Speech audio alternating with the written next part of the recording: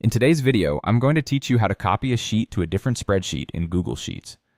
Whether you're organizing your finances or collaborating on large projects, knowing how to efficiently replicate a sheet into another spreadsheet can be a huge time saver.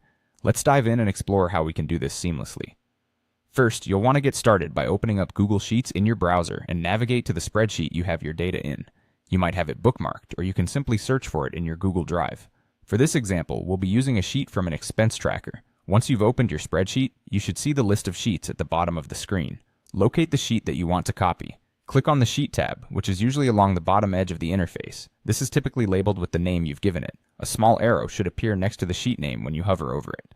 Click this arrow to reveal a menu with several options. From the list of options, you'll see the Copy To command. Click on that, and another menu will pop up asking whether you want to copy the sheet to an existing spreadsheet or create a new one. Since we're looking to move the data into a different, pre-existing spreadsheet, select the Existing Spreadsheet option.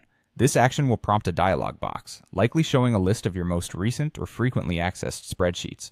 Now it's time to choose the spreadsheet where you want to copy your sheet into. You might see a number of options here, so if necessary, use the search bar to quickly locate the correct one. Click on the spreadsheet to select it, and then hit the Insert button.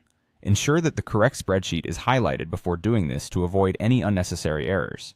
Once you've inserted the sheet into your chosen spreadsheet, you can click Open to immediately check that everything looks correct and that the data has transferred over properly.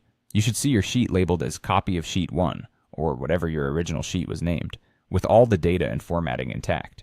It's a good practice to double check that the cells are correct and formulas are functioning as they should. Some final touches might include renaming this copied sheet to better fit its new spreadsheet context.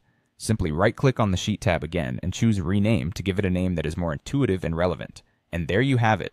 You've successfully copied a sheet to another spreadsheet.